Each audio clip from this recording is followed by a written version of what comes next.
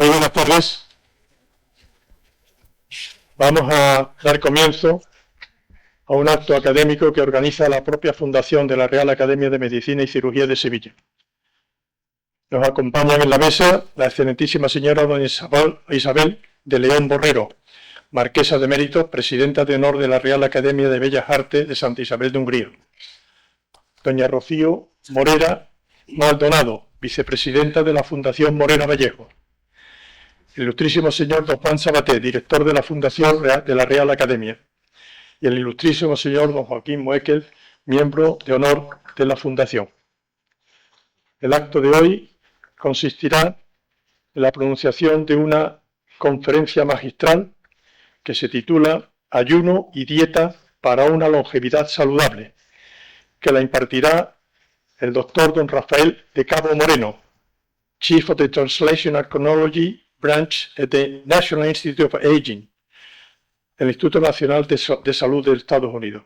Lo presentará el doctor ilustrísimo señor don José López Barneo, académico de número de la Real Academia de Medicina y de Cirugía de Sevilla, director fundador del Instituto de Biomedicina de Sevilla. Tiene la palabra el señor. Bien, buenas tardes, excelentísimo señor presidente de la Real Academia de Medicina y Cirugía de Sevilla, autoridades que nos acompañan, compañeros académicos, señoras y señores. Es un placer participar en este acto y hacer la presentación del doctor Rafael de Cabo Moreno, quien va a impartir la conferencia magistral titulada Ayuno y dieta para una longevidad saludable. Mis primeras palabras tienen que ser de agradecimiento al doctor de Cabo por haber aceptado nuestra invitación, para expresarle nuestra satisfacción por tenerle entre nosotros y darle la bienvenida formal a nuestra academia. El doctor de Cabo, nacido en España, pero residente en los Estados Unidos desde hace más de 30 años, es un investigador de referencia internacional en la fisiopatología del envejecimiento. Por lo tanto, su visita es una ocasión excepcional para ponernos al día en un campo de vanguardia en la medicina actual, con enorme impacto social. El doctor de Cabo, hijo y familia de médicos, estudió en Córdoba la carrera de biología y desde muy pronto mostró un interés decidido por la investigación biomédica experimental. Poco después de acabar la licenciatura, se marchó a los Estados Unidos, a la Universidad de Purdue, en el estado de Indiana. Esta es una de las mejores universidades públicas de los Estados Unidos. Y en ella hizo su tesis doctoral en el Departamento de Alimentación y Nutrición. Tras finalizar la tesis doctoral, hizo una estancia postdoctoral en el Laboratorio de Neurociencias del Instituto Nacional del Envejecimiento, el National Institute of Aging, perteneciente a los Institutos Nacionales de la Salud de los Estados Unidos, una de las instituciones más prestigiosas y potentes de la investigación biomédica en el mundo. En el año 2004 fue nombrado investigador jefe de grupo en este mismo centro y en el año 2014 fue nombrado director de la División de Gerontología Translacional, que es el cargo que ocupa actualmente. En paralelo con sus actividades científicas, el doctor de Cabo ha mostrado siempre interés en la docencia, colaborando a lo largo de los años con la enseñanza de posgrado, no solo en universidades de los Estados Unidos, sino incluso con la Universidad Pablo de Olavide y la Universidad de Córdoba. Desde el año 2015 es profesor asociado de Medicina y Gerontología de la Facultad de Medicina de la prestigiosa Universidad Johns Hopkins de Baltimore. El trabajo de investigación del doctor de Cabo se ha centrado en el estudio del envejecimiento, sus causas y prevención tanto in vitro como en modelos de mamíferos, ratón y mono, y en el hombre. Ha sido pionero en el estudio de los efectos de la restricción calórica, la disminución de la ingesta de alimentos, hoy reconocida como la intervención que más favorece la longevidad saludable, previniendo, entre otras patologías, el cáncer o las enfermedades neurodegenerativas. Ha trabajado en la caracterización de las respuestas genéticas, moleculares y fisiológicas a la restricción calórica. Igualmente ha investigado cómo algunos tipos de dietas, por ejemplo el ayuno intermitente, tienen efectos similares a la propia restricción calórica. Estos estudios han facilitado la identificación de dianas para la acción de fármacos que favorezcan el envejecimiento saludable. Los trabajos del doctor de Cabo y su grupo han servido de fundamento para el diseño y realización de ensayos clínicos en la población humana, que permitan determinar de forma precisa líneas de actuación específicas para la práctica médica. La labor científica del doctor de Cabo y su grupo ha aparecido en más de 300 publicaciones en revistas internacionales del primer nivel, muchas de ellas en revistas generalistas de excelencia como Nature, Science, Cell o los Proceedings de la Academia de Ciencias de los Estados Unidos. Varias de estas publicaciones fueron consideradas cuando aparecieron como hitos de especial relevancia para el avance de la investigación biomédica. Entre los excelentes artículos de resumen, de revisión de su trabajo, destacaría uno aparecido hace unos pocos años en el New England Journal of Medicine, que traducido al español se titula Efectos del ayuno intermitente en la salud, el envejecimiento y la enfermedad. Naturalmente, los trabajos del doctor De Cabo son ampliamente conocidos y por ello han convertido a nuestro conferenciante en uno de los autores más influyentes y citados en su campo. Junto a los artículos científicos, el doctor De Cabo ha publicado y diseminado sus trabajos e ideas en numerosas conferencias a las que ha sido invitado en instituciones académicas de todo el mundo. Además, es participante asiduo en congresos y workshops internacionales sobre envejecimiento, en muchas ocasiones como conferenciante plenario o principal. Me parece importante destacar que fuera de sus orígenes, el doctor De Cabo ha mantenido de forma constante relaciones científicas estrechas con instituciones académicas españolas, especialmente con sus colegas de las universidades de Córdoba y La Palo de la Vide, algunos de ellos aquí presentes. No me necesito nombrar al doctor Plácido Naval, que fue su mentor hace muchísimos años en Córdoba y posteriormente aquí en Sevilla. Como reconocimiento a su labor, el doctor De Cabo ha sido nombrado miembro de numerosas comisiones en universidades y agencias financiadoras de los Estados Unidos y de otros países. Además, es miembro de los consejos editoriales de las revistas más importantes de su especialidad. Finalmente, querría señalar que el doctor De Cabo ha recibido numerosos premios por su trabajo de investigación. Dentro de esta amplia lista destacaría el premio Paul Glen por la investigación en la biología básica del envejecimiento en el año 2012, la distinción de diamante de la Universidad Purdue en el año 2016, el premio Denham Harman de la Asociación Americana del Envejecimiento en el 2023 y recientemente el premio de los directores de los Institutos Nacionales de la Salud de los Estados Unidos. Cito literalmente, comillas, en reconocimiento a los logros científicos en el desarrollo de modelos preclínicos fiables para evaluar las intervenciones destinadas a prolongar la duración de la salud y la vida. Cierro comillas. Muchas gracias de nuevo, doctor De Cabo, por visitarnos. Excelentísimo señor presidente, don Carlos Infante Halcón, ilustrísimos académicos correspondientes, familiares, amigos, artistas y señoras y señores. Y le quiero agradecer, por supuesto, a la Academia y a las fundaciones por la invitación a poder compartir lo que he estado haciendo en los últimos años de mi carrera. Pues los últimos, los 25 últimos años de mi carrera. Y, por supuesto, al doctor López Barneu por esa introducción que prácticamente no me has dejado nada para contarle al público. Pero voy a intentar hacer un poco de historia de lo que he estado haciendo en los últimos 25 años desde que llegué al Instituto Nacional de la Salud Americana. Una de las cosas cuando me llegó esta invitación fue, como es lógico, meterme en la página web de esta organización, ¿no? Y me puse a buscar si había algún gerontólogo y encontré el discurso de investidura del doctor Carlos Martínez Manzanares y me lo leí. Me recordó muchísimo a uno de los gerifaltes de la gerontología, que fue el fundador del Instituto Nacional del Envejecimiento, que su nombre es Nathan Shock, que fundó el Instituto Nacional del Envejecimiento. Se fundó oficialmente en el año 1973, pero él inició el primer estudio longitudinal en humanos. El estudio longitudinal en humanos, que se llama el Baltimore Longitudinal Study of Aging, que se inició en el año 1958, precediendo la formación del Instituto Nacional de la Salud, y que ha tenido un impacto increíble en toda la gerontología y la gerociencia. Fue un pionero de la gerontología y la gerociencia. Me encanta empezar con esta foto, una pintura del puerto de Baltimore, que me trae siempre muchísimos recuerdos. La conferencia es, como se ha mencionado, ayuno y dieta para una vida saludable. Y hay que agradecer a la Fundación por el apoyo que tienen a esta institución. Abajo tengo una frase que me encanta, que es la frase que dice que el secreto de una buena vida no es hacer siempre lo que quiere, sino amar lo que hace. Yo creo que eso ha sido una trayectoria mía durante toda mi carrera. Una de las cosas que me da cuenta esta mañana, no podía dejarlo de ver, es que Carlos Jiménez Díaz está puesto como un ilustre miembro de esta academia. Y lo que vosotros no sabéis es que Carlos Jiménez Díaz fue director de tesis de mi padre. Y de hecho, si te metes en PubMed y pones Rafael De Cabo, vas a encontrar un paper de antes de que yo naciese, que es de 1963. es cuando nació mi hermano Julián, y aquí está con Carlos Jiménez Díaz, con José Luis Rodríguez Miñón, que fue otro de sus codirectores de tesis, y mi padre. Aquí, como veis, fenotípicamente somos bastante parecidos. Me encanta también esta foto, esta pintura de Dalí, pues representa el paso del tiempo y cosas que no cambian, como los acantilados de Cadaqués que él representa aquí, ¿no? Y el tiempo es súper importante. Otra cosa que no sabéis ninguno es que hoy, hace 25 años, que empecé en el Instituto Nacional de Envejecimiento. Empecé el día 27 de marzo del año 2000.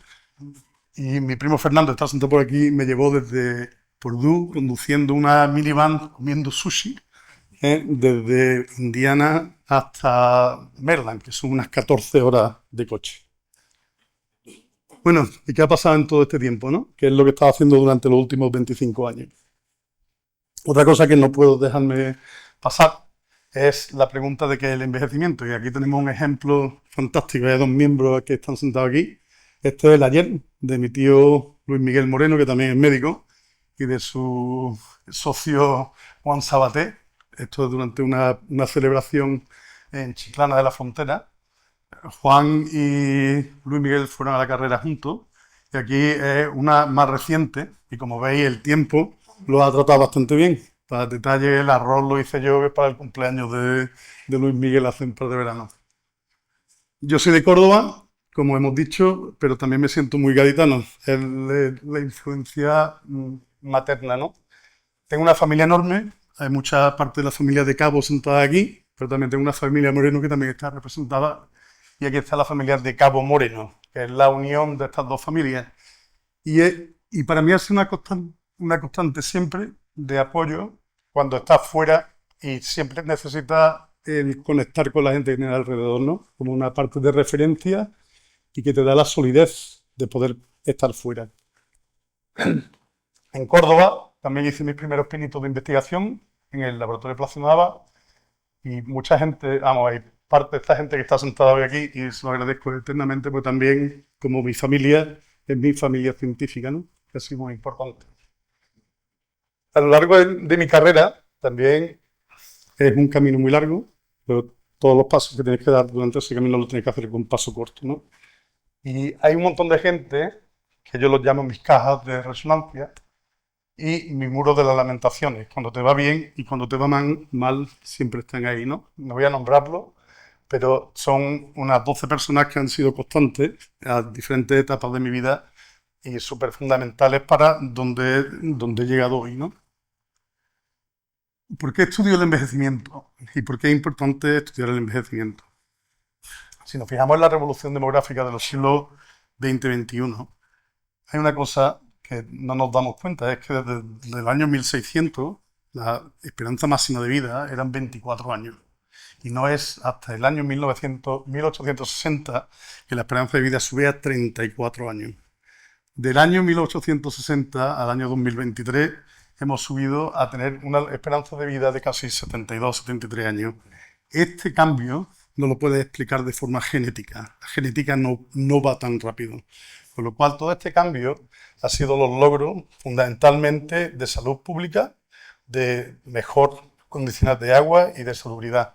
La medicina solo contribuye aquí, la medicina o la biología, solo contribuye aquí una cuarta parte del aumento de la esperanza de vida en esta franja de tiempo. Y creo que es muy importante, muy prometedor, que en un periodo muy corto de tiempo, hablando de la biología en general, hayamos conseguido pasar a prácticamente triplicar la esperanza de vida y el porqué. Esta fotografía la utilizo siempre. Son mis 4 Cecilias. Mi abuela, mi madre, mi hermana y mi sobrina Cecilia. Y la uso porque es muy útil para explicar lo que es el envejecimiento. El envejecimiento, si yo hago una pregunta a todos los presentes, todos vosotros me vais a dar una respuesta única de lo que tú crees que es el envejecimiento, cuál es tu percepción del envejecimiento. Pero el envejecimiento tiene una definición clara, la podéis leer, y es muy importante entender que el envejecimiento es un proceso individual, que es un proceso que cada uno de nosotros pasa, conforme va pasando el tiempo, toma distintas o sufre distintas variaciones y distintos insultos, distintas enfermedades que son las que te marcan el paso por el tiempo. Siempre he estado interesado en saber cuáles son los mecanismos que hay detrás de estos procesos de envejecimiento. Podemos hacer algo para modificar esos procesos de envejecimiento y podemos medir el envejecimiento de alguna forma. O sea, pues el preguntarte qué edad tienes, te la puedo preguntar, lo puedo mirar en el carnet de identidad, pero no hay una forma u otra forma, por medio de ningún análisis clínico, que me pueda dar una información de cuán viejo o joven eres. Está claro que en esta foto tienes 4 mujeres que comparten carga genética, comparten tradiciones familiares y recetas familiares y la nutrición, y también comparten el medio ambiente.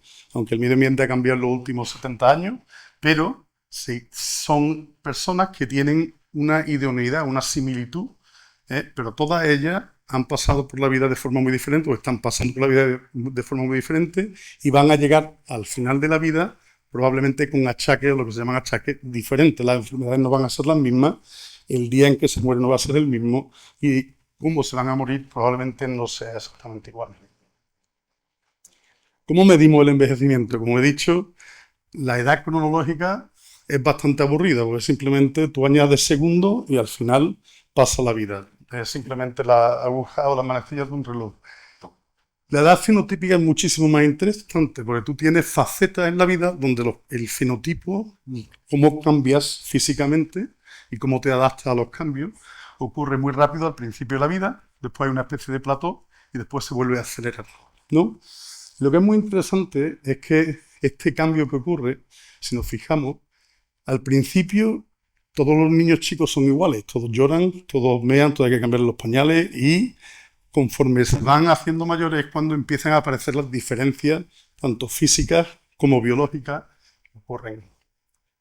Y al final de la vida, tú puedes tener individuos que tengan 70 o 80 años, que parezcan que tienen 10 años más o 10 años menos, pero cronológicamente son idénticos, pero a lo largo de la vida han cambiado y han diferenciado mucho la forma fenotípica de envejecimiento. Y después está la edad biológica. La edad biológica es un poquitín más complicada, pero yo creo que explica los fenotipos. La edad biológica es la adaptación y desadaptación a todos los insultos que ocurren a lo largo de la vida. Al principio hay muy pocos insultos que puedan modificar un fenotipo, y tienes todas las respuestas del mundo para poder paliar ese insulto. Conforme va pasando la vida, la capacidad de resistir cualquier insulto va bajando y la cantidad de insultos van subiendo, la cantidad de estrés sigue subiendo. Entonces hay una descompensación que da origen a esta variabilidad fenotípica que ocurre a lo largo del envejecimiento. Como he dicho, si os fijáis en niños, un niño va al médico con 1 año y hay unas tablas de crecimiento. Si tu niño está en condiciones normales, nadie pestañea, pero en el momento que está muy por encima, muy por debajo, se sabe que hay un problema, probablemente de origen genético, que hay que estudiar, hay que diagnosticar y hay que tratar, ¿no? Pero conforme vamos pasando la vida, veis que los fenotipos van cambiando drásticamente y depende muchísimo de la nutrición, del medio ambiente y de todos los factores externos que hacen cómo esos fenotipos se modifican con el tiempo. Una forma que a mí me encanta explicar un poco cómo funciona el envejecimiento es si hacemos una gráfica con envejecimiento biológico, fenotípico o funcional. El envejecimiento biológico empieza básicamente desde la concepción casi, que son todos los cambios y todas las adaptaciones genéticas y del individuo tiene con respuesta a información que llega desde el medio ambiente, desde el medio externo. Y normalmente tenemos una tolerancia muy alta para el envejecimiento biológico. Una vez que el envejecimiento biológico empieza, pasa bastante tiempo hasta que afecta a los fenotipos del envejecimiento. O sea, los fenotipos suelen estar por detrás del envejecimiento biológico. Y después, una vez que tiene el envejecimiento fenotípico, pasa bastante tiempo hasta que empieza a tener problemas funcionales. Tú tienes cambios fenotípicos y después se desarrolla la patología o la deficiencia que te transforma en una persona de ser funcional a ser una persona frágil. Igual, y tenemos claro ejemplo de individuos, de individuos que envejecen muy bien y de individuos que no envejecen bien. Esta diapositiva la uso porque es como una balanza entre lo bueno y lo malo. La balanza, conforme va pasando el tiempo, se acumula el daño y el daño acumula cada vez más con el paso del tiempo hasta que llega a la vejez. Y cuando llega a la fragilidad, básicamente no tienes reservas para responder a ese nivel de insulto. Una chica de 4 años se cae, se rompe una pierna y tiene una capacidad de respuesta y de arreglar la fractura rápidamente. Una señora de 85 años se cae, se parte un fémur y suerte si puede volver a andar. En el momento que tú metas a esa persona en la cama, pierde un 40 o un 50% de músculo en cuestión de un par de semanas. Y básicamente, todo empieza con la genética, que en parte responde a la biología, o que implica la biología, informa la biología. Después tiene los cambios fenotípicos y los cambios funcionales. Y lo que queremos, en realidad, es mantener la funcionalidad lo mejor posible. ¿Cuáles son los desencadenantes? Y aquí podemos poner una lista enorme, pero quería simplemente si tiene susceptibilidad genética o no, el estrés medioambiental, el estrés social y la entropía, cosas que pasan simplemente porque tienen que pasar. Esto resulta en daño biológico y tiene diferentes formas de daño biológico. Tiene el acortamiento de los telómeros, el daño a las proteínas, el estrés celular, etc. Y cada uno de estos insultos biológicos suelen tener una respuesta de las células y del organismo para intentar resolver ese tipo de problemas. Una vez que esto ha ocurrido, normalmente hay procesos de inflamación. La inflamación es simplemente un mensajero que informa al resto del organismo de lo que está ocurriendo en el cuerpo. Y al final, dependiendo del tipo de respuesta que tenga, puede llegar a generar todo tipo de enfermedades, fundamentalmente de enfermedades crónicas. ¿Qué es el envejecimiento entonces? ¿Y cómo de rápido ocurre el envejecimiento? Y otra vez volvemos a lo mismo. Cada uno de nosotros va a pasar la vida y va a envejecer de forma muy, muy, muy diferente. Pero en realidad no tenemos una forma adecuada para medir ese proceso de envejecimiento. ¿Cuándo empieza un individuo a envejecer y cuándo va a llegar al punto de fragilidad? Es muy difícil predecirlo. Y es en parte porque nos faltan muchísimos datos longitudinales de individuos que nos sirvan de biomarcadores para poder identificar cómo se envejece. Está claro que el envejecimiento nos lleva a ser muchísimo más susceptibles a todas las enfermedades crónicas. Y lo único que necesitas para acumular 1, 2 o 3 de estas enfermedades es vivir lo suficiente. La medicina del día de hoy es una medicina reactiva, o sea, normalmente nadie va al médico para ver el tipo de estrés celular que tiene y si eso te va a llevar a una disfunción fisiológica o una disfunción fenotípica. Sabemos también que hemos conseguido desarrollar un montón de fármacos que pueden paliar las enfermedades, pero siempre es una vez que la enfermedad ya ha ocurrido, es cuando empiezan los tratamientos médicos. Lo que nosotros estamos intentando entender, es básicamente lo que ha pasado desde el año 1900 al año 2016, por ejemplo, es que ha habido una compresión de la morbilidad. Y se ha comprimido porque hemos sido capaces de posponer la muerte temprana de los niños y con la mejora de la nutrición y de la calidad de todos los sistemas alimenticios. Y lo que ha ocurrido simplemente es que la parte donde el individuo ya tiene un alto riesgo de fragilidad y de discapacidad se ha comprimido. Yo creo que esto es simplemente la ilustración de lo que acaba de pasar hasta ahora.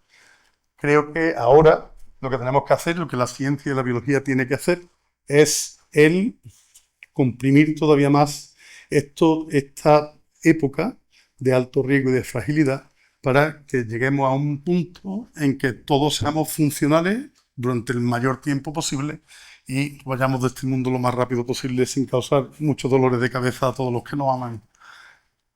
¿Qué es lo que hacemos en nuestra rama de gerontología translacional? Y ahora, aparte de la introducción, voy a empezar a explicar un poco cuál es el enfoque de trabajo de nuestro grupo de investigación. Partiendo de que sabemos que la nutrición, los genes, los ritmos circadianos y el medio ambiente son muy importantes, sabemos que todos estos son generadores de información externa y que tienen mecanismos a través de receptores, a través de circuitos de señalización para comunicar, y el organismo tiene capacidad de leer el medio ambiente para responder a los cambios que ocurran en cualquiera de estas cosas. Sabemos también cuáles son todas las rutas metabólicas que, dependiendo de qué esté activando, cuáles son las respuestas de las células del organismo va a desencadenar.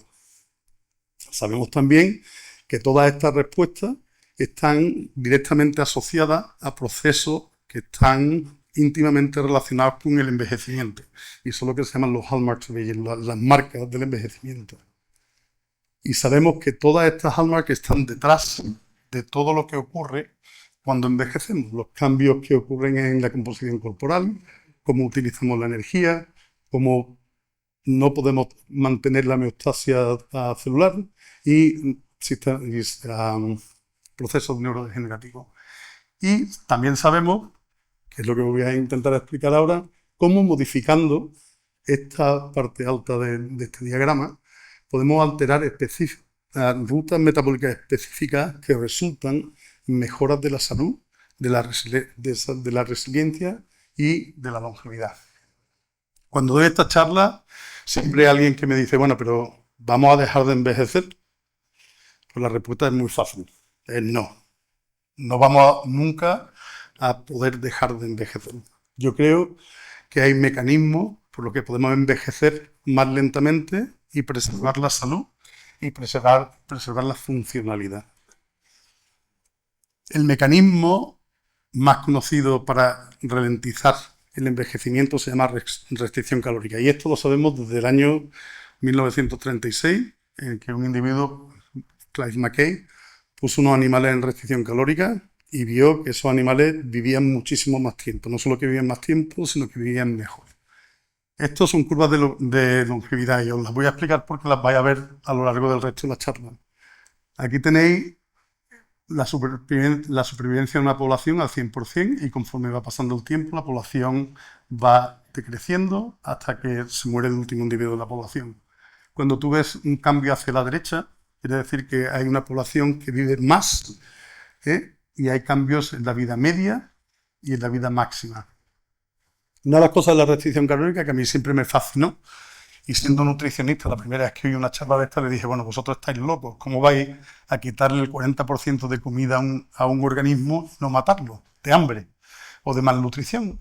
Y no, la restricción calórica no produce malnutrición, simplemente produce animales muy delgaditos, pero que tienen una capacidad de respuesta y de tolerancia a estrés tremenda.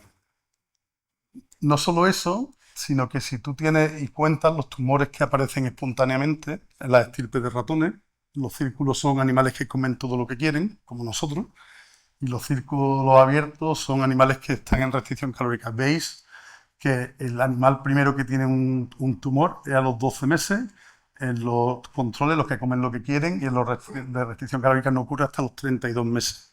Y no solo eso, sino que tienen menor incidencia.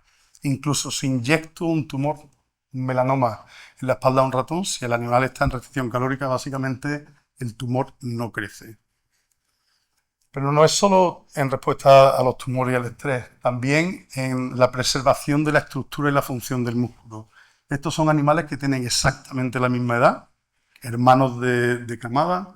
Este animal, que prácticamente veis que el músculo está totalmente desintegrado, ha estado comiendo todo lo que quería toda su vida. Este animal ha estado en restricción calórica desde que nació. Y veis esa preservación muscular. Sabemos que hay una serie de principios establecidos en la restricción calórica, no lo leáis, que básicamente tiene que ver con un mantenimiento exquisito de la función fisiológica y física del organismo y de la capacidad del organismo de responder al estrés.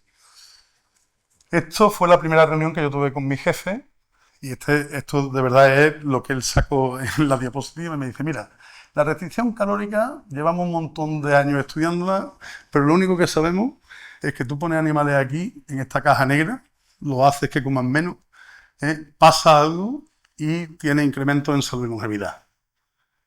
Y eso era lo que sabíamos. Eso en el año 2000. Y esta era la única intervención que había que no fuese genética para generar animales que viviesen muchísimo tiempo.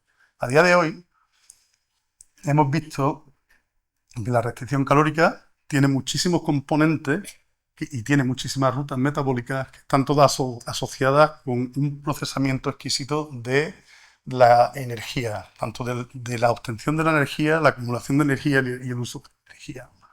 Y también sabemos que no es solo a nivel celular, pero entre los órganos, en animales en restricción calórica, hay una comunicación directa a través de la circulación y a través del sistema neuroendocrino que hace que todas las señales y todos los órganos estén como en sincronía en respuesta a la falta de calorías o a la reducción en calorías.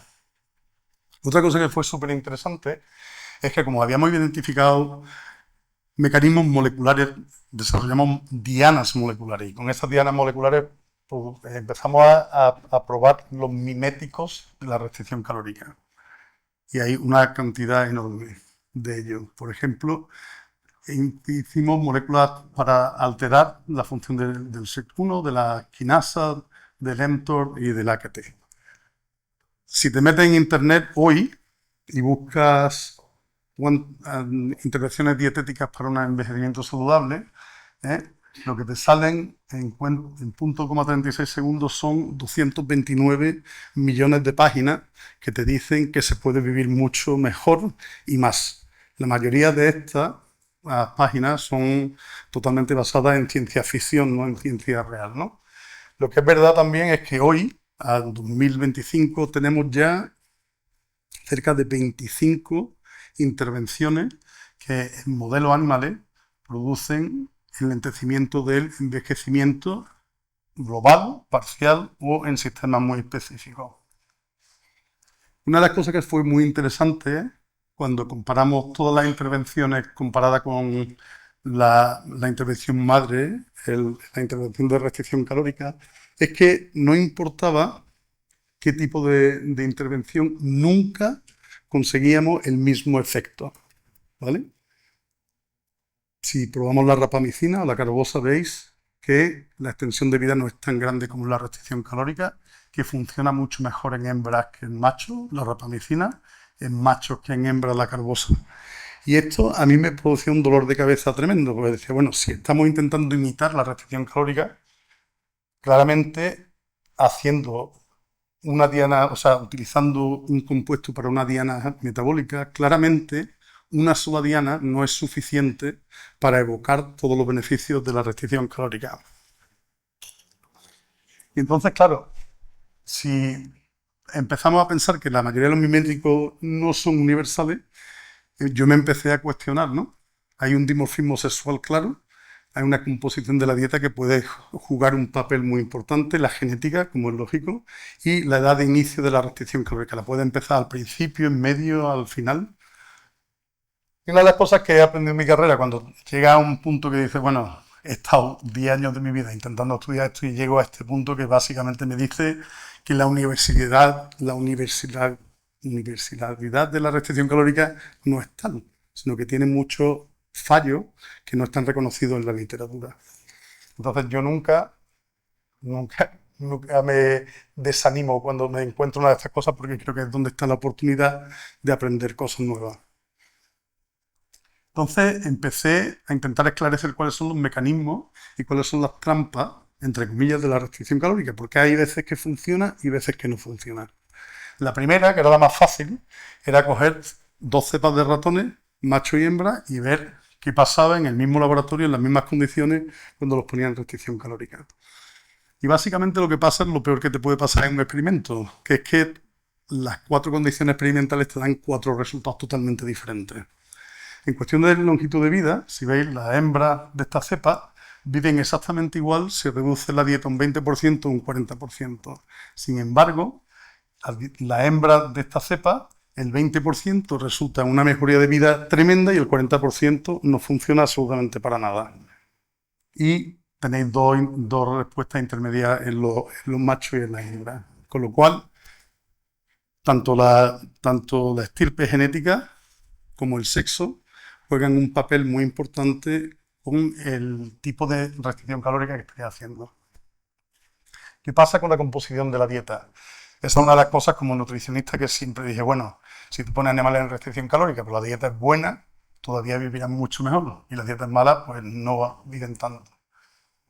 Aquí tenéis un ejemplo de dos dietas. Estos son ratones al líbito, las sólidas, y las punteadas son ratones en restricción calórica. Y lo que sí se ve es que en los dos casos tiene incrementos de vida, pero hay una diferencia brutal en el efecto de la restricción calórica. Con lo cual ahora tenemos la estirpe genética y la composición de la dieta, que las dos juntas pueden producir una mejora, un empeoramiento de la longevidad. Un trabajo de José Villalba con Plácido Nava, Guillermo y un montón de gente, probaron 3 tipos de grasa en el contexto de la restricción calórica. Y si a ti te dicen que le va a dar grasa de, ¿cómo se dice en español? Manteca o soja o pescado, yo les dije, bueno, la de pescado va a funcionar estupendamente y la de manteca va a matar a los ratones. Bueno, pues en el contexto de la restricción calórica, si utilizan la grasa de manteca, son los animales que viven muchísimo más tiempo, siempre y cuando estén en restricción calórica. Con lo cual, tienes que ver que el tipo de energía, el tipo de sustrato que tú le das al organismo, cambia muchísimo la respuesta a la dieta. Pasamos en cuestiones de la dieta a los monos rápidamente. Hay dos estudios de macacos que se hicieron uno en la Universidad de Wisconsin y otro en el Instituto Nacional de Envejecimiento, y yo estoy acabando ese estudio. En este estudio lo llevan a cabo Rosalind Anderson y Julie Madison, que son dos investigadoras fantásticas y muy amigas y colaboradoras mías. Y este experimento dio otro dolor de cabeza. Es la misma estirpe de mono, Rhesus macacos. Son intervenciones que empiezan a una edad mediana, en unos de Wisconsin, y los nuestros empiezan a 3 edades diferentes. Los efectos de la restricción calórica en la salud son exactamente idénticos. O sea, en los dos casos tienen mejora de la salud y se retrasa el inicio de las enfermedades crónicas, pero solo en lo de Wisconsin se produce una extensión de la vida. ¿Vale? Y una de las cosas que ocurre en este estudio es que la dieta es totalmente diferente entre los dos sitios. Decidí intentar indagar un poco más en los resultados de los monos porque eran bastante interesantes. Y dije, bueno, vamos a intentar repetirlo en los monos, en los ratones, que nos dejan estudiarlos más profundamente.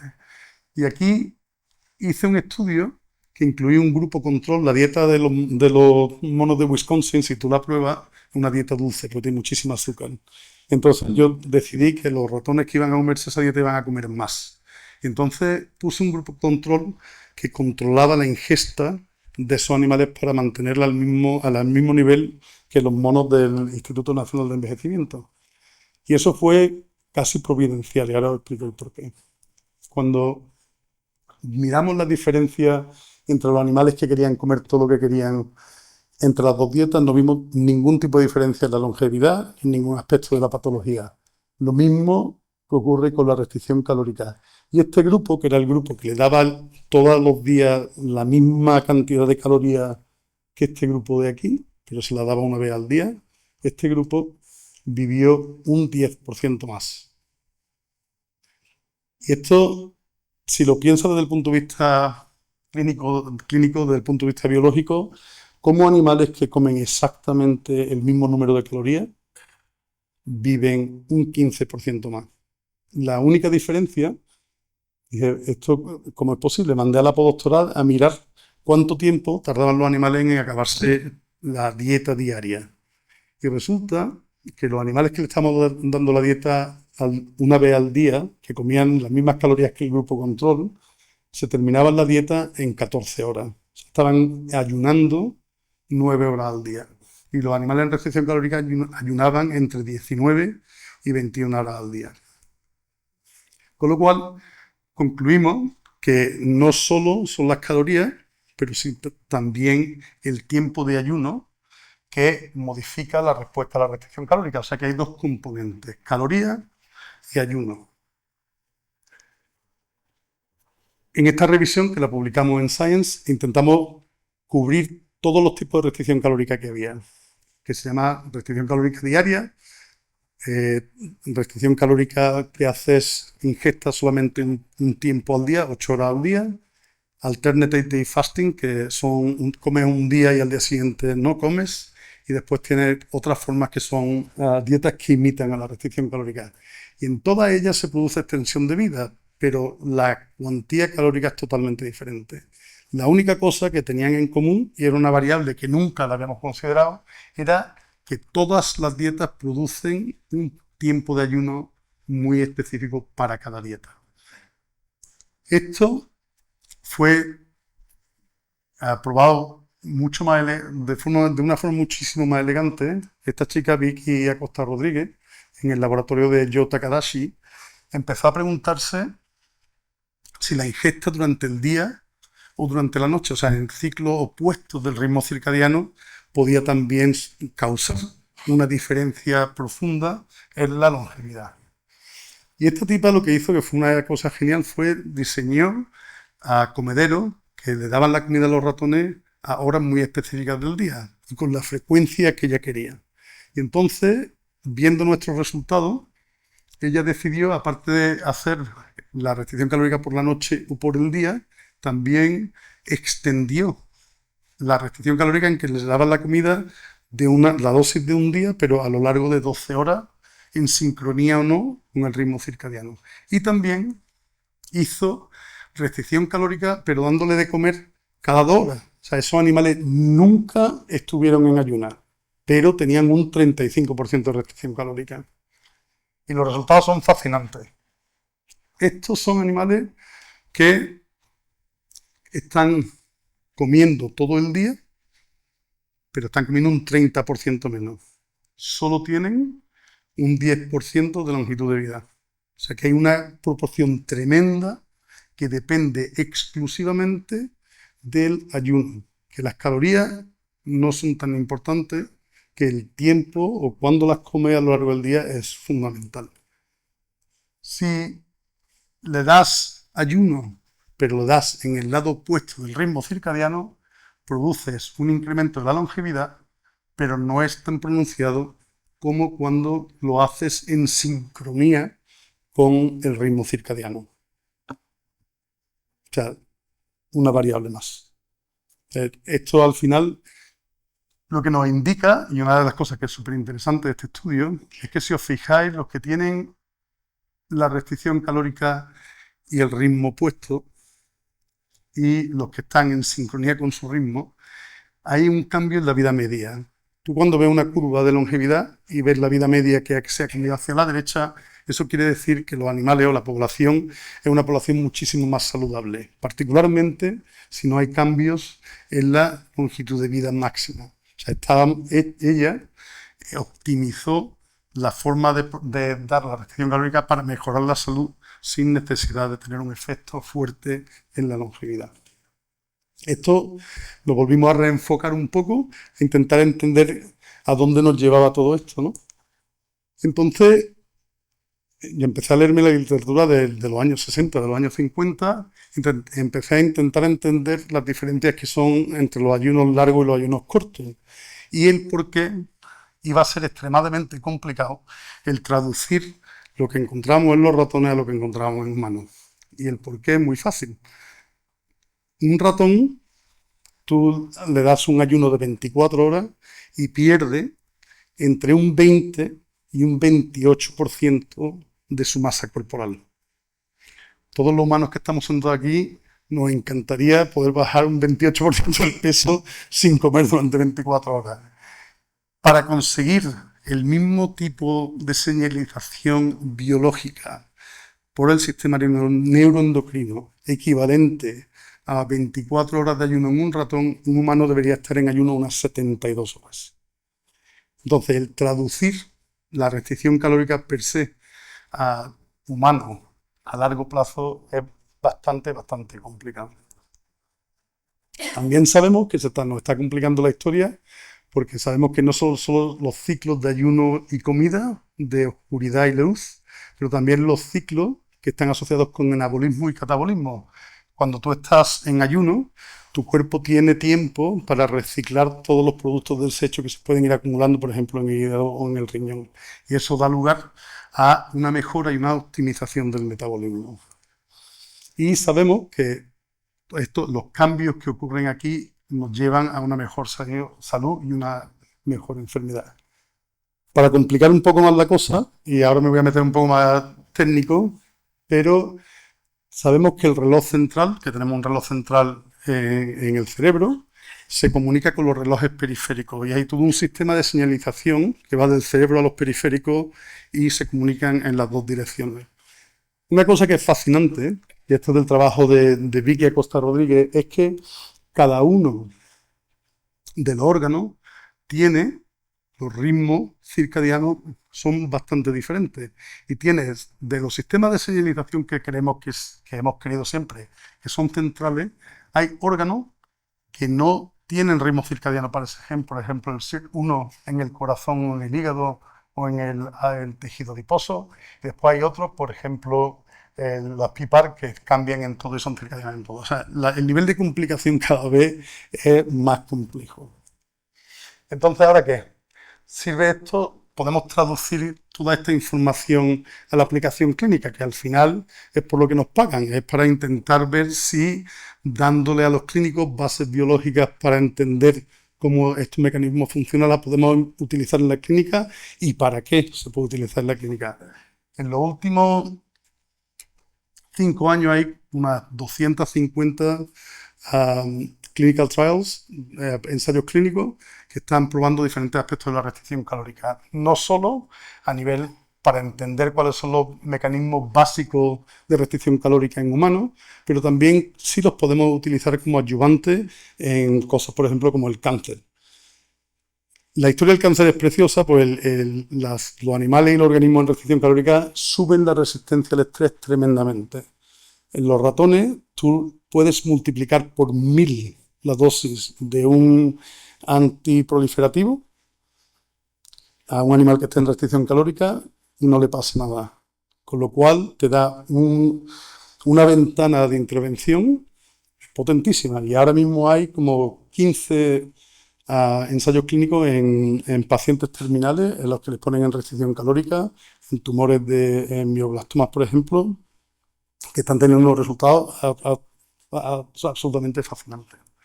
A nivel metabólico, el estudio del Calery, que es única y exclusivamente restricción calórica durante 2 años, y solamente un 25%, se vieron que muchas de las cosas que vemos en los ratones se hace una recapitulación perfecta en los humanos. Los cambios del time restricted feeding, o sea, de los cambios donde tú restringes la ingesta simplemente a 8 horas durante el día, también se ha publicado que tienen cambios fantásticos en la producción de insulina, en la glucosa, en la sensibilidad a la insulina, en la función de las células beta, reducción de estrés oxidativo y bajadas de presión arterial. Y este trabajo se publicó en Cell Metabolism y se publicó hace unos 4 años. Aquí tenemos otro ejemplo y esto es midiendo función cognitiva en pacientes que estaban haciendo días alternos de ayuno. Y también se produce una mejora de todos los marcadores neuroendocrinos y funcionales de estos individuos. Con lo cual, estamos al principio de lo que yo creo que va a ser una revolución desde el punto de vista clínico, de poder utilizar intervenciones fáciles para ir al público. Una de las cosas que siempre nos preguntan, y mi padre siendo endocrino nos tuvo a plan toda nuestra vida y sé lo difícil que es seguir un plan de una dieta.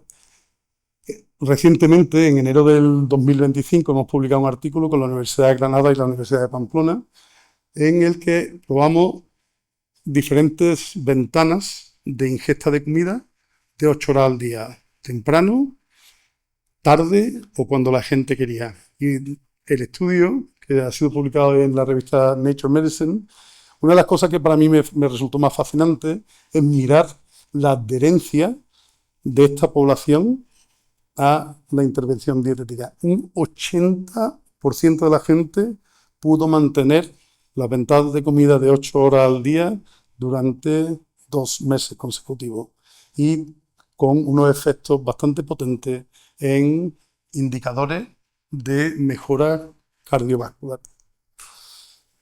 ¿Dónde estamos entonces con las intervenciones? Está claro que los ritmos circadianos, el cuándo come y el cuándo duerme, juega un papel fundamental en la salud y cada vez lo tenemos que entender más. Cuándo darle una medicación a un paciente, cuándo dar una intervención a un paciente, tenemos que tener en cuenta el ritmo circadiano. Las intervenciones nutricionales, genéticas, farmacológicas están ocurriendo y cada vez tenemos más herramientas para poderlas traducir y pasarlas hacia adelante en la clínica. Y ya no solo es la cantidad de comida, es la proporción de restricción calórica. Sabemos que cuando comes, cómo comes, el qué comes y la cantidad que comes juega un papel fundamental. Y que cada uno de los individuos que hemos ensayado hasta ahora responde de forma muy diferente a cada una de esas intervenciones. Entonces sería ideal el buscar marcadores que pueden predecir cómo un individuo va a responder a los diferentes tipos, las diferentes herramientas que tenemos de reducir la ingesta de restricción calórica, ¿no? Y de implementarlo en la clínica. ¿Y hacia dónde vamos? Esto es Machado, ¿no? Al caminante no hay camino, se hace camino andado. No lo sé. No sé dónde vamos. Sé que estamos progresando, sé que cada vez tenemos datos más potentes, cada vez hay datos longitudinales en los que nos podemos basar y desarrollar biomarcadores que nos pueden definir la trayectoria de salud de enfermedad y del envejecimiento y podemos medir si estamos enlenteciendo o no el envejecimiento. Y esto es una cosa que está ocurriendo ahora mismo, ¿no? Y yo espero que en 5 o 10 años vamos a tener una batería entera de biomarcadores factibles que nos van a poder predecir si una persona va a tener síndromes de fragilidad o no. A mí me encanta estar, ahora mismo yo estoy como un niño en una tienda de caramelos, hay tantas cosas por hacer y la ciencia está en un punto tan dulce que es muy difícil el decidir dónde, ¿no? Y a mí me encanta la rosa de los vientos. Hay que tener un norte, hay que elegir un camino y ponerte a trabajar hacia lo que tú crees y hacia donde tú crees que va la ciencia. Esta es una foto mía explicando a mi primo Fernando dónde nos íbamos a ir al próximo día a la siguiente isla en el Caribe. Donde vamos también, que es súper importante, es, y esto es una cosa que lo digo y me fastidia, pues nunca creí que yo iba a estar haciendo cosas estas. Vamos a un camino de inteligencia artificial. La capacidad que tenemos de generar datos, y datos en cantidades astronómicas, es increíble.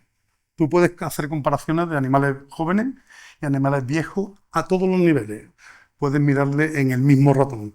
Puedes mirarle el genoma, puedes mirarle el epigenoma, el transcriptoma, la proteómica, la metabolómica, la función física, la función cognitiva. Y eso si lo hace en un punto, puedes hacer la traducción vertical de cómo está ocurriendo a nivel genómico todo el camino hacia el nivel funcional en el mismo individuo. Pero para mí lo que es fascinante es que lo podemos ahora hacer longitudinalmente. O sea, podemos tomar 2 tiempos, 3 tiempos durante la vida en los que podemos comparar cómo va evolucionando toda esta información a lo largo de la vida y cómo esa información está integrada para producir los cambios fenotípicos y los cambios que nos llevan a sufrir enfermedades o a evitar las enfermedades. Y una cosa que es interesante, que es una de las cosas que estamos empezando a investigar, es Hay una diferencia muy clara. Yo he apuntado antes las curvas de vida y por qué son importantes. Tú, dentro de una población, yo estoy haciendo ahora mismo un estudio con 4.800 ratones. Entonces, yo ahora puedo dividir esa población de ratones en ratones que viven muy poco, ratones que viven una vida media y ratones que tienen una vida extremadamente larga. De la misma población, en el mismo laboratorio, las mismas cuidadoras, la misma nutrición, lo mismo todo. Y lo que nos da lugar es que podemos ver que animales que tengan la misma edad cronológica, si lo representa en longitudes de vida, la edad funcional y la edad física es totalmente diferente. Entonces podemos medir a cualquier tiempo de la vida como animales que son altamente funcionales o no funcionales con la misma edad cronológica en que se diferencian. Pero también nos da lugar a que animales que sean funcionalmente idénticos los podamos medir a diferentes edades. Con lo cual nos da una visión tridimensional de cómo el envejecimiento está ocurriendo y nos va a dar lugar a poder identificar biomarcadores que sean muy potentes y muy claros para poder aplicarlos tanto en la clínica como en la básica. Pero mientras que hacemos todo esto, yo seguiría escuchando a nuestra abuela. Haz deporte, consulta a tu médico, intenta dormir al menos 7 horas al día, mantén tu vida social y familiar activa, aprende cosas nuevas todos los días e intenta evitar el estrés, no fume, si bebes no bebas tanto, come una vida sana, una comida sana, comida mediterránea, intenta mantener un peso corporal equilibrado, que no, todavía eso está por definir, intenta mantener tu cabeza activa todo el tiempo que sea posible. Me encanta acabar la charla dándole las gracias a todo el mundo. Y en este caso me encanta también el poner la foto de un iceberg. Y es porque lo que vosotros veis son los logros. Pero debajo de los logros de toda la gente que lleva el grupo hay un montón de cosas que no se ven, que son las que hacen que el iceberg flote. Y yo tengo la suerte de tener un grupo espectacular. Muchísimas gracias. El doctor Decano, antes de comenzar la exposición, ha tenido la amabilidad de ofrecernos la posibilidad de contestar a alguna pregunta. Como sería imposible contestar a las que estoy seguro que saldrán en gran cantidad, te ruego, Maribel o Cristina, poner el micrófono en la parte de abajo.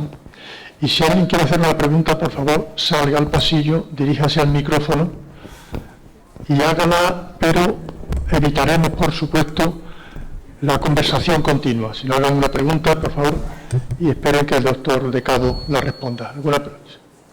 A ver, es una aclaración porque no lo he escuchado bien. En el tema de ayunos, ha dicho usted, me ha parecido entender que dependía de la hora del ayuno, diurno o nocturno, el efecto era distinto. Correcto. ¿Comer por la noche era más eficiente, más eficaz? ¿Comer por la noche? No. ¿El ayuno diario? ¿Fue por el día? No. Vale. O sea, Es que no lo veo bien y quería aclararlo. La importancia del comentario que he hecho sobre la imposición del ritmo circadiano a las costumbres de la ingesta de comida es que en la mayoría de los casos tu organismo está preparado para la ingesta de comida y el tener la coordinación y la sincronía de la luz, en nuestro caso, o de los ratones que es la oscuridad, con la ingesta de comida es muy importante. El ayuno per se, en la restricción calórica, es mucho mejor hacerlo siempre al final del ciclo de luz que te corresponda como especie. Vale, es que lo he entendido mal. Yo hago ayuno de 16 horas, evito el desayuno. Tomo infusiones y tal hasta la hora de mediodía. Perfecto. Vale, las infusiones vale, ¿no? Si no tienen azúcar, sí. Sin azúcar, claro. Pero te valdrían para ti, pero para un estudio no te valen porque las infusiones también tienen un montón de polifenoles y entonces el tener control para eso es muy difícil. Y café tampoco vale.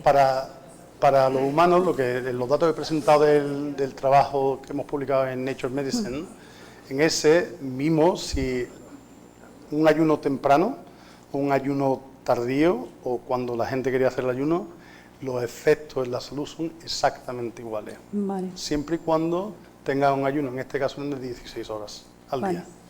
día. Ayuno cero, o sea, infusiones, ni café, ni nada. Por favor, no mantenga la conversación con el orador porque si no, no podemos. Doctor Durán. Muchas gracias, doctor Joao, por su magnífica exposición. Por recordar al doctor Rodríguez Miñón, que fue fundador de la Sociedad Española de Diabetes y con el que me imagino que su padre trabajó y yo trabajé también con él muchos años. Porque enhorabuena por su exposición. Una pregunta muy concreta. Usted se ha comentado algo sobre los posibles efectos beneficiosos de la metformina en el proceso de envejecimiento. Hay dos tipos de fármacos que en este momento se están postulando como fármacos anti-envejecimiento. Uno de la metformina, efectivamente, y los hablamos de GLP-1, por la nutrición de la neurodegeneración, fundamentalmente. Vamos. Perfecto. Mira, los estudios epidemiológicos sobre la metformina está muy claro que la metformina mejora el mantenimiento de la salud a largo plazo, incluso en individuos que no tengan diabetes. O sea, cuando tienen dosis bajas de metformina, hace un retraso de la aparición de la primera enfermedad crónica. En animales pasa más o menos igual. Con el GLP-1, el problema fundamental, y esto es una de las cosas que a mí me fascina, es el GLP-1, una de las cosas que hace es reprimir el hambre, que es fundamental para el efecto de la restricción calórica, porque el hambre produce un estrés que produce un cambio neuroendocrino y el neuroendocrino es el que produce la resistencia a estrés.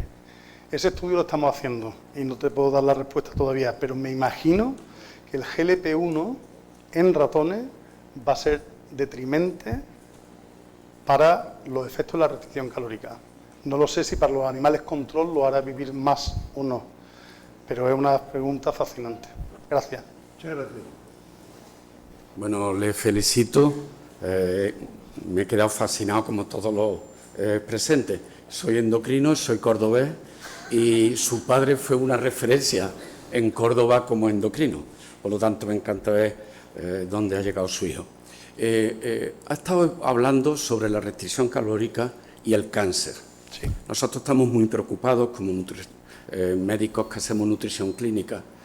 Si tenemos que recomendar restricción calórica, ¿tendríamos que darle más proteínas?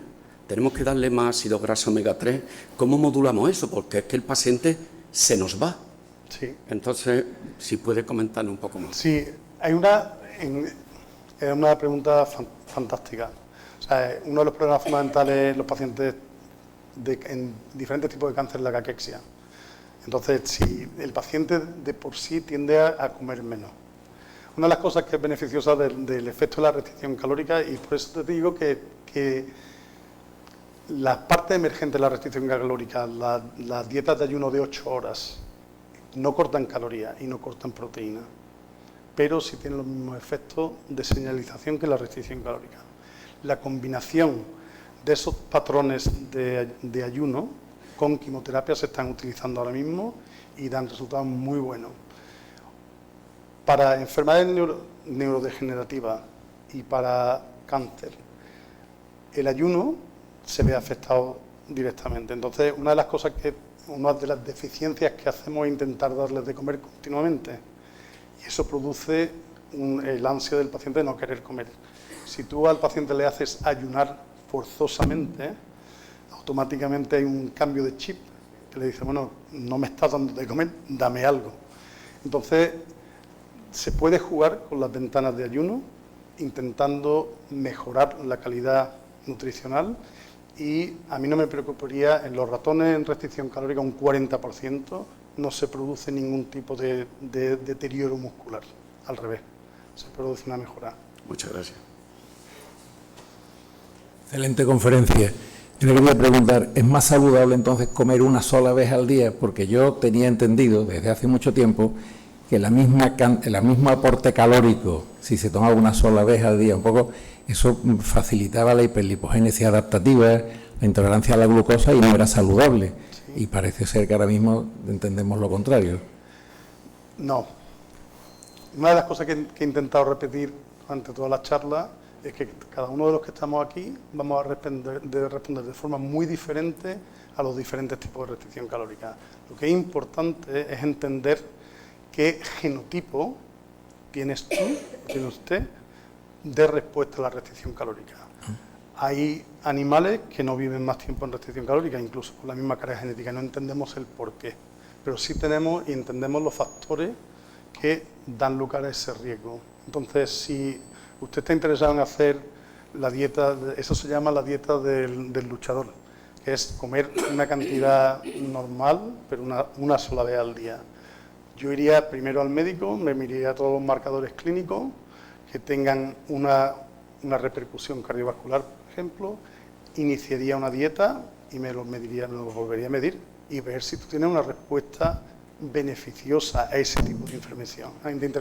Si no la tienes, iría a otro tipo de restricción calórica, a los 16 horas de ayuno. Y esto es aplicable también a los niños. Yo es que soy pediatra. Entonces nosotros hablábamos en pediatría... Los niños es un mundo aparte y te explico el porqué. En los niños la restricción calórica, el corte de nutrición puede producir lo que se llama el growth stunning, puede producir enlentecimiento del crecimiento. Y ahí tienes que tener muchísimo cuidado.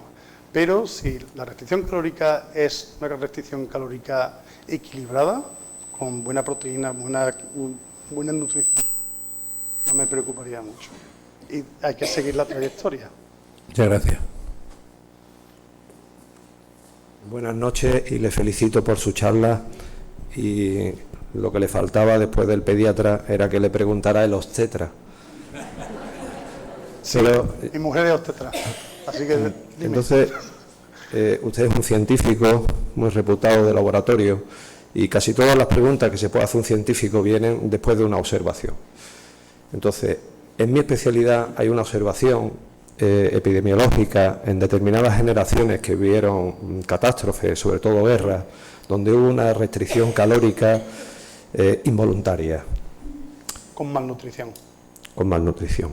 Sin embargo, en los hijos de esas generaciones se vieron unos resultados perinatales excelentes y unas esperanzas de vida a largo plazo que parece ser que de alguna forma están relacionadas con ese contexto. Se ha tratado de explicar, pues, como si se pudiera tallar el fenotipo del neonato, del feto o del neonato en esos primeros años de vida. Entonces, yo le quería preguntar, concretando o terminando mi reflexión, que era casi para dar pie a mi pregunta, si usted conoce algún grupo que haya hecho un estudio de restricción calórica en ratonas embarazadas y a la descendencia se le haya analizado si existen beneficios en esa intervención. Fantástica la pregunta. Kevin Pearson, que fue un postdoctoral mío del 2005 al 2008, eso fue una de su entusiasmo de la restricción calórica. Él trabajó conmigo una enormidad en cuestiones del resveratrol y restricción calórica, pero él quería ver qué pasaba si tú ponías a las ratonas que estaban en época perinatal, tú ponías el macho, le cambiabas la dieta, la ponías en restricción calórica y mirabas lo que pasaba. Los datos están publicados y los datos son espectaculares. Espectaculares, las ratonas que estaban en restricción calórica, los ratoncitos que nacieron, eran una estirpe de ratones que tenía una predisposición al linfoma. Esos ratones vivían un 40% menos. Y los ratones, los hijos, nunca hicieron restricción calórica. Las mismas ratonas las ponía en una dieta alta en proteína, o en alta en azúcar, o alta en glucosa, y se veía acortamiento de la longevidad. Con lo cual, para traducir a mano, hay cambios epigenéticos que ocurren en útero, que tienen consecuencias excelentes o detrimentes a lo largo de la vida del neonato. Kevin Pearson se fue y está ahora de decano en la Universidad de Kentucky y ha seguido haciendo estudios en mujeres en Kentucky, fumadoras y no fumadoras, y haciendo estudios epigenéticos de los fetos, de los recién nacidos, en diferentes tipos de células. Y se ven unos cambios grandes. En los animales que estaban en restricción calórica, otra de las cosas que se observó, y eso también se ha observado en monos, es que los efectos que tenía la restricción calórica en útero a largo plazo, los animales, los hijos mantenían una excelente homeostasia de la glucosa, una mejor sensibilidad a la insulina. Gracias. Gracias, doctor de Cobo, porque hemos aprendido, por lo menos yo he aprendido bastante. En una de las diapositivas de las muchas cosas que ha dicho, he visto el factor de crecimiento fibroelástico. Sí. Me ha venido a la memoria la proteína cloto y la influencia que tiene sobre el envejecimiento. ¿Se podría utilizar como biomarcador? Cloto es parcialmente un buen biomarcador, fundamentalmente el metabolismo de la vitamina D. El biomarcador de envejecimiento tiene una asociación bastante clara con el músculo. Y hay varios artículos que, suplementando animales que han sufrido, o sea, que se le ha inducido un daño muscular, si lo suplementas con cloto, es una recuperación más rápida. Pues es una excelente pregunta. Hay varios factores de crecimiento que se están utilizando, el FGF21 también se está utilizando mucho.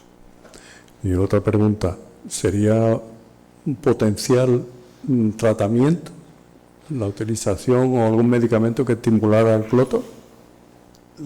Se están probando ahora mismo. Hay una chica en Pittsburgh que tiene una gama un proyecto de investigación analizando formas de subir los niveles de cloto. Gracias. A ti. Última pregunta. Hola, Mari Carmen. gracias por la charla, excelente, la he disfrutado mucho. Te quería preguntar, porque has hecho un comentario durante la charla, todos los factores que hay para ver los beneficios de la restricción calórica o del ayuno, y uno de ellos es cuándo lo empiezas. Sí. Entonces, tenía una diapositiva muy ilustrativa, ¿no?, donde ponía, claro, el nivel de insultos o de estresores a lo largo de la vida y el nivel de resiliencia. Y no sé si podías comentar un poco pues, de los beneficios de este tipo de intervenciones si lo empiezas a los 20 años, a los 40, a los 60. Sí. La forma que me gusta explicar la respuesta a esa pregunta es bastante fácil. Tú coges una gomilla del pelo, y la coges de los dos extremos. Y tú, en ese momento, esa gomilla la pones en restricción calórica, ¿vale? Y la estiras. Y vas a tener el mayor efecto de la restricción calórica. Si acortas el periodo de restricción calórica de la gomilla por la derecha o por la izquierda, solo afectas la parte residual en la que está la restricción calórica. En cuestiones de longevidad, en cuestiones de la salud, da exactamente igual cuando empiece, que los efectos son iguales. O sea, hay una compresión de la morbididad dependiendo cuando la empieces, pero los efectos en la longevidad son máximos cuanto más tiempo esté en la restricción calórica.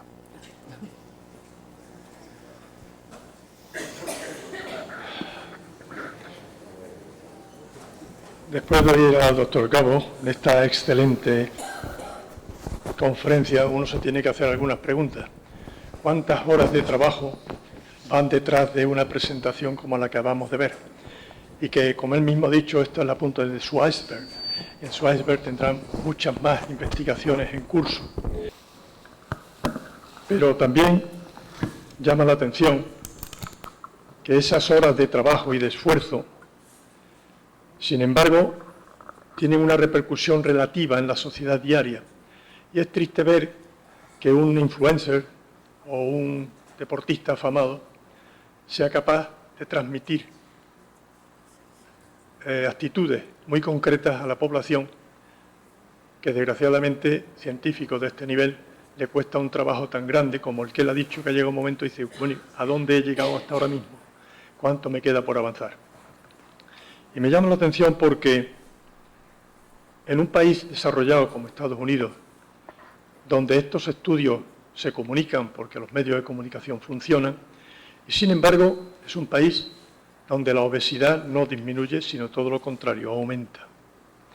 Y además, si lo comparamos con otros países de menor tecnología y menores capacidades, las expectativas de vida son incluso inferiores que las de otros países, por ejemplo, como las de España. Pero también me llama la atención cuando yo recuerdo, en unas semanas atrás, el doctor Valentín Fuster estuvo dándonos una conferencia también magistral y hablaba de la importancia que es la alimentación a la hora de formar al individuo. Y nos explicó la importancia que tiene hasta los 15 años, incluso el desarrollo del cerebro, etcétera, etcétera, etcétera. Y sin embargo, su conclusión al final fue que se calculaba que para el año 2030 o 2035, no sé exactamente la fecha que dijo, ni recuerdo exactamente los porcentajes, pero me dijo que entre todos, entre un 15 y un 20 y tantos % habría más en esos años que vienen de obesos, de hipertensos y de diabéticos. Y uno se pregunta, ¿cómo es posible que una sociedad que tiene este nivel de investigación acepte que su esfuerzo no sirve para controlar algo que estamos convencidos de que no es bueno? Entonces está claro que hay una serie de factores añadidos con los que es difícil luchar. En América decían que cuando quieres averiguar la raíz del problema, follow the box, sigue al dólar. Y siempre están las grandes compañías que tienen más capacidad de transmisión de influencia. Él ha dicho al final unas cosas que me parece muy interesante. ¿Qué vas a hacer este fin de semana? Yo irme a navegar. Y al final llega un momento en que lo de las dietas, las restricciones, al final es pasar hambre. Y eso no alarga la vida, pero se nos hace mucho más larga cuando se pasa hambre. Con esto doy las gracias por su asistencia y paso a hacer la reflexión de que debo recalcar que los acuerdos y los convenios de colaboración que venimos estableciendo entre la Real Academia de Medicina y Cirugía de Sevilla, con distintas entidades, sociedades civiles, fundaciones y otras instituciones, nos permiten, como en el día de hoy, llevar a cabo conferencias y actividades de esa excelencia. Específicamente, en el día de hoy, queremos agradecer específicamente a la Fundación Morera Vallejo por el apoyo que ha dado en el día de hoy y que nos ha permitido realizar una actividad tan interesante como la que acabamos de presenciar. Agradezco mucho a todos su presencia y con esto damos por finalizado el acto. Muchas gracias.